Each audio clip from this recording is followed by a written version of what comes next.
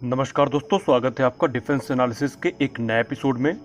आज के इस एपिसोड में हम बात करने वाले हैं भारत और चीन के सैनिकों के बीच जो झड़प हुई और जिसमें हमारे 3 बहादुर जवान शहीद हुए और बदले में 5 चीनी सैनिकों की मौत हुई। तो ऐसा क्यों हुआ, इसी चीज़ के बारे में हम डिस्कस करने वाले हैं। क्या चीन में जो राजनीतिक उथल पुथल चल रही है उससे बचने के लिए चीन की तरफ से ये कदम उठाया गया, या कोरोना वायरस जो संक्रमण है उससे पूरी दुनिया का ध्यान हटाने के लिए चीन ने ये कदम उठाए। तो हम ये सारी बातें जानेंगे आज के अपने इस वीडियो पे। तो चलिए शुरू करते हैं।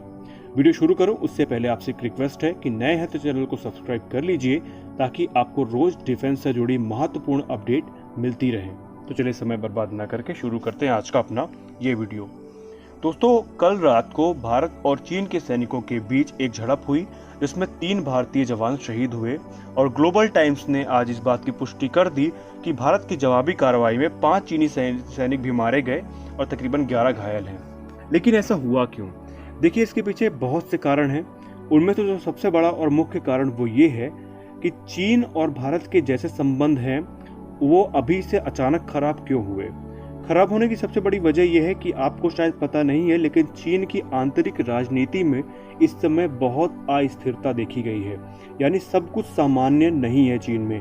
चीन के जो राष्ट्रपति शी जिनपिंग हैं, इनकी राजनीतिक पार्टी में ही इनके खिलाफ बहुत से भेदभाव या बहुत से मनमुटाव शुरू हो गए हैं। क्योंकि जिस प्रकार कोरोना वायरस संक्रमण को हैंडल करने में चीन फेल हुआ है और एक बार फिर से जिस प्रकार कोरोना वायरस की महामारी फैली है और लाखों लोगों की मौत हुई है चीन में, उसके बाद चीन की जनता ने ही चीन सरकार के खिलाफ एक मोर्चा खोल दिया है। अब चीन को कुछ न कुछ ऐसा बड़ा करना था ताकि वो पूरी दुनिया का ध्यान इस समय कोरोना वायरस से हटा करके भारत के भी तरफ आकर्षित कर सके। तो चीन ने एक बड़ा कदम उठाया। चीन ने ये कदम निकाला कि जहां जहां पे उसके सीमा विवाद है वहां वहां पे वो अग्रेसिव कार्रवाई करेगा। इसके पहले हम बता दें कि चीन ने भारत के साथ कुछ नया नहीं किया है। दरअसल भारत से पहले चीन ताइवान को धमकी दे रहा था, लेकिन ताइवान ने चीन की जो धमकियां थी उसके जवाब में अपने फाइटर एयरक्राफ्ट को बॉर्डर पे तैनात कर दिए। और यही नहीं, जिन जिन देशों के साथ चीन के सीमा विवाद हैं, हर उस देश के साथ चीन के संबंध अचानक से खराब होने शुरू हुए हैं। दूसरी जो मुख्य वजह चीन की है वो है कोविड-19।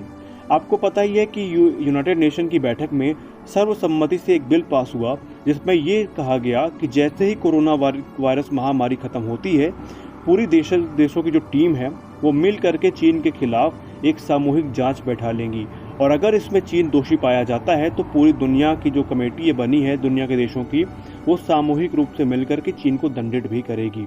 तो चीन कहीं ना कहीं इसी बात से बहुत घबराया है। वो पहले उन देशों को धमकी दे रहा था, बाद में सैन्य कार्रवाई की धमकी दे रहा था, लेकिन जब बात नहीं बनी तो वो बदतमीजी पे उतर आया।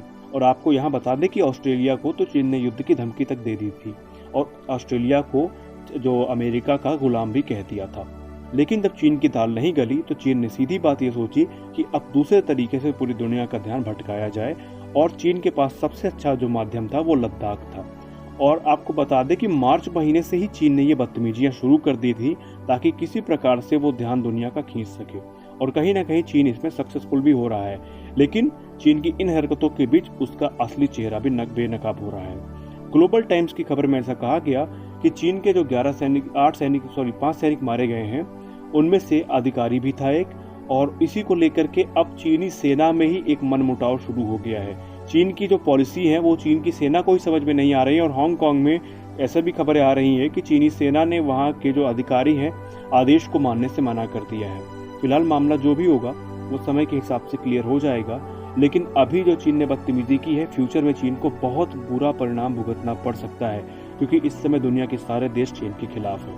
आपको क्या लगता है कि चीन ने ये जो हरकत की है वो दुनिया का ध्यान कोरोना वायरस से भटकाने के लिए किया है, या इसके पीछे कोई और वजह है?